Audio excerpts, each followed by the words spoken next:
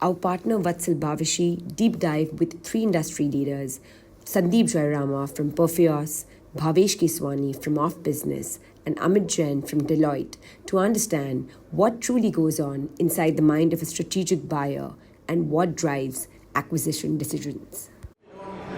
Alright, so this session is, we heard from the previous panelists on, how do you think about exiting. Now we're going to start thinking about it from the other side, like when buyers are actually looking at companies to buy out, M&A, what are they thinking about? I think it's going to be a very interesting session, and handing it over to Vatsal to introduce the panelists and see how we can take it from there. Hey, hi, good afternoon everyone. Thanks for inviting me to this wonderful occasion. Just to introduce myself, I'm Sandeep. I head strategy at Perfios, and one of the key elements of strategy at Perfios is definitely M&A. And been fortunate in the fortunate space of acquiring close to about three acquisitions, a couple of acqui-hires, and one of them was from Cornerstone itself. And been a wonderful journey working with these new companies, new blood coming into the system and helping us grow further. Of course, been with Perfios for about 5.5 years, and prior to that with McKinsey and with Exit Bank, etc. So that's a quick introduction of myself. I am Amit Jain. I am a partner with Deloitte in M&A practice. My profile is I work mainly with the domestic clients when they are acquiring. Most of the clients I have worked with, when I help them on the selling their businesses, they set up their family office and now they are promoting their buying business. So that is what I do. 18 years in Big Four, work now I'm Deloitte. We'll ask her. Hi, this is Bhavesh. I am associated with OfBusiness for the last 7 years. Quick introduction about OfBusiness would be it's a B2B commerce platform, and that is into multiple raw material categories, including metals, chemicals, apparels, and others. We have been, first of all, we are an investing company on Cornerstone, and we have been acquiring multiple traditional manufacturing businesses for the last 3 to 4 years to get into manufacturing business, because our business started like a trading platform, aggregation platform, and to more go into backward or forward integrated further, we actually started acquiring few of the manufacturing companies. But that was that is more of a thing to start with. But today we are in more of a consolidation phase to grow these acquisitions as they have been with us for the last 3.5 years. First thing first, what is the mindset of your board, especially Bhavesh, you are venture-funded businesses guided by a board of investors. So how difficult or easy it is for the board to come to a common conclusion first to say that, hey, we want to look at inorganic growth opportunities, and what does it really take for the board to get convinced, for the promoters or the leadership to convince the board, or is it the other way around? Like, the board comes up with such thought process and has to convince the promoters that it is the right time for the company to start looking at inorganic growth. So when it comes to company growth, so we have been looking at 4 major pillars of growth. One is organic growth, which is basically, of course, because we are a SaaS-based tech fin, as and when the credit market grows, the consumption increases. As the consumption increases, our revenue increases. Also, part of the whole organic growth is the whole play of cross-sell, upsell of products to our existing customers. The second pillar is geographical expansion, wherein, we have kind of covered India as a market. Can we get into newer geographies? Southeast Asia, Middle East, for example.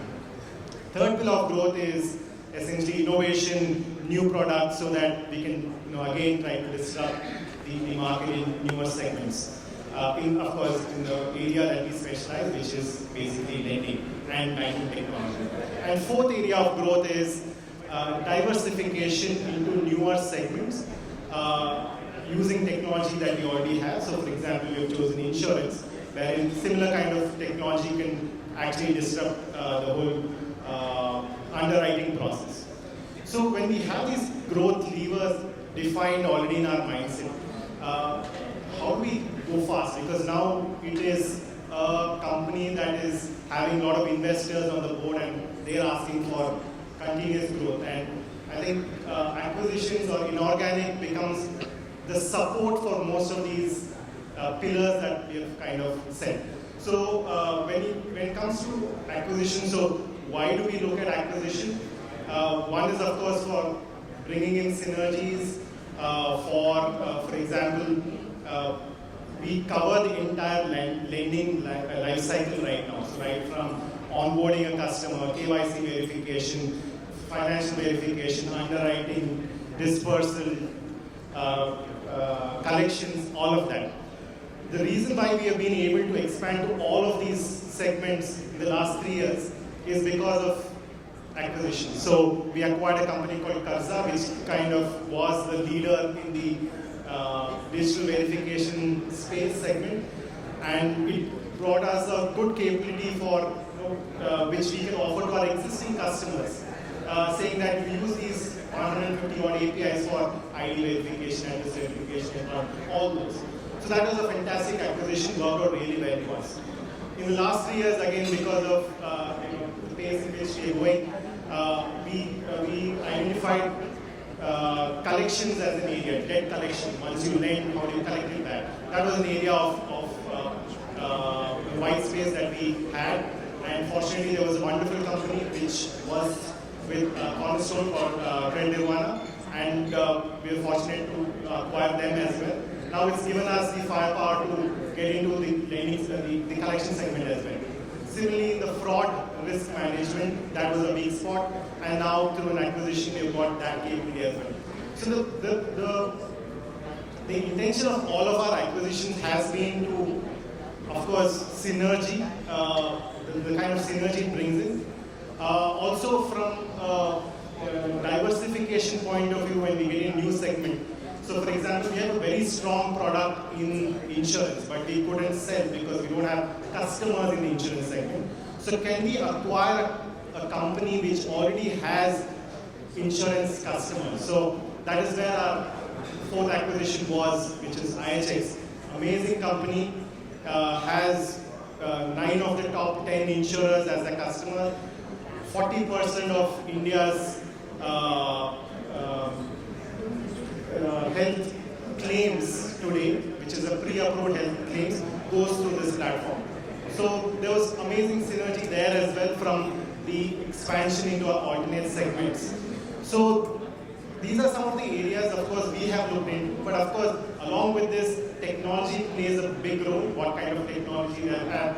Is it age-old, or have they modularized it? Is it scalable, etc.?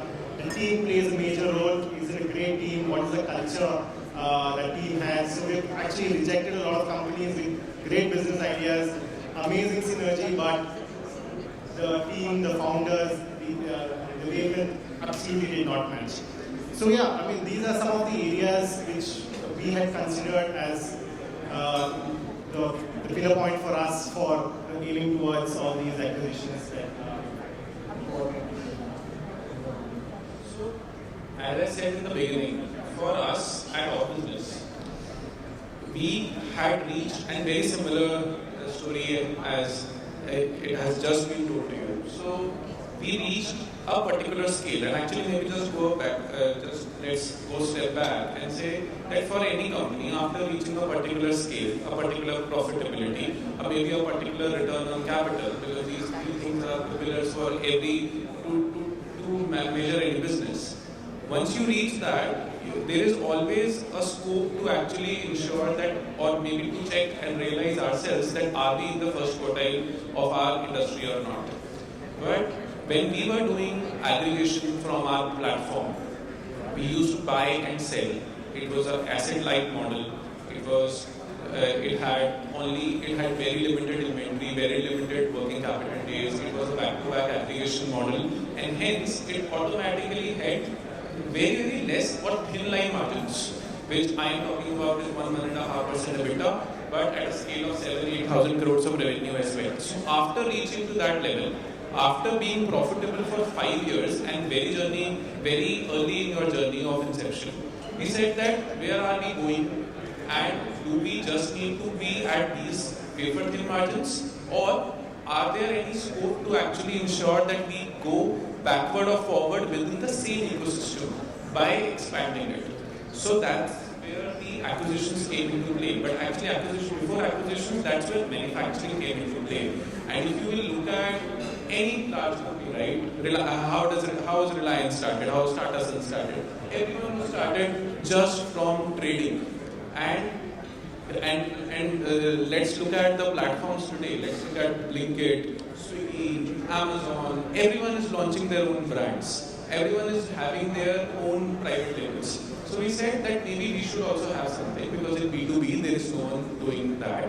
And hence, in the same materials that we are doing, let us actually build those capabilities. Then actually answering to your question, Vatsal, it came into a few factors actually came into view. The first one was that in the industries that we are in, we realized that to go into manufacturing, there are multiple barriers to entry. If I go and put the capital right now, I can get the return, obviously, but it will take much more time because the barriers of entry are, for example, approvals. For example, in chemicals, you will need so many approvals, right? In steel, you will, to acquire or maybe to get your brand approved in someone like NHAI, will need so many such high operational vintage to reach to that level. And it goes in any market. At the end, ecosystem approvals is something that we realize is something a very large barrier to entry. And hence, instead of building it, became one of our major reasons why we actually got into acquisitions instead of building it. The second barrier of entry was actually time to set it up. One is to get the approvals, but at the same time, the type of manufacturing that we are speaking right now, to set up this, it will need 12 months, 24 months, 36 months capex as well sometimes. But instead, if you have the capital right now, you have the vision, you have the team to grow it, you can actually think that, okay, I put the capital right now. Instead of getting the returns after 3 years, I can get the capital return right now. So that also became the second most important factor. And third important factor for the inorganic growth and we justifying to the board why you should do it is also the fact that if you get a good acquisition, and I'm sure Amit will be able to add more here, if you are able to get a good acquisition with a good potential to growth, a lot of people on the buy side as well as sell side thinks that today it's a good return on capital, it's a good deal that I am getting in because I am acquiring it, I am going to run it. But there can be few instances, for example, anecdote would be that it's a large steel plant, but it has a lot of unused land or maybe unused capacity, which the current promoters or management is not able to utilize, but I can. Maybe there is a huge land where I can put a capex on. So there are such instances as well, which shows that there can be a potential to grow more within the acquisitions instead of you going and setting up the greenfield. So these were the three basic main things when we decided to build or not build. But yes, manufacturing was the first story that we tried to enter into. And yes, sometimes it gets very, very difficult to convince board or investors that you are a PE driven, because these days everyone wants an asset-light model, tech-driven businesses. But this is something that we were trying to do different. And hence, it was not a very easy journey for the last 3 years, but somehow we have made it. Okay. So, Amit, in your case, how is it? These are two enterprises buying businesses. In your case, you have helped a lot of family offices buy businesses. How is it? So there are two kinds of investors like we have. One is the domestic corporations who are going and expanding. They want to buy businesses which are promoter-owned companies, and they are maybe listed, unlisted in various sectors. And their mindset is different, because they look at, if I am setting up this plan, what is my capex? It will take me 3 years to get my capex done and my business to start. And that's when the company starts. Can I go and acquire one target which is available in the market, which I can acquire, and can I save the time to the market, and can I expand the productions? So that is one which is the domestic opportunity. But at the same time, they also look at is it my ability to expand that? So that is what the excess land, if it is available, can I expand, can I set up my new plant there, or can I set up additional facilities there? And secondly, how I can integrate with me? Because culturally, the two organizations can be very different. So if I am buying a plant and I am buying with labor, right? So how can I integrate with me? This becomes very important for from the promoter domestic families. But in the family office is completely a different kind of investors, because they have already sold their, most of the cases they have sold their businesses. Right? They are sitting on the cash, which is lying in the debt fund or somewhere. And they are very opportunistic, because they don't want to get into active business because they don't have a team to run the business. They are only investment teams sitting there. And therefore they put money on the founders. So they look at whether is a founder capable. As the story is liked by the founder, the story of founder is enough for me to look at the investments. And they would want to have a full comfort of the founder. And the rejections rate in the family office is highest. If the investor, if anybody comes with the investment proposal with the investor, if I'm looking, particularly in the family office which I work for, if I'm giving 10 proposals, only 2 gets through, right? And they are not going to buy a majority stake. They will come and they will not want to sit on your board because they don't have people to do, they don't have a bandwidth to do. So they will just invest and wait for the investment. And therefore, since they are not looking at it day-to-day basis, they are not getting into your business, they want more comfort from the founders. And that's where the story which founder is able to build for a family office and tell him that this is how I'm going to do. And it should convince them, because the founder sitting there, the family office, he has already built a business, listed it or sold it. So he understands this, and therefore you cannot just go and tell whatever you want. You have to be very careful and give that story complete to the founder. And there are third set of family offices who exited and they are still getting into the business.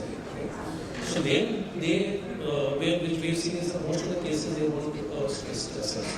They will look for stressed assets, they will take it over, they will turn it around and then dispose it.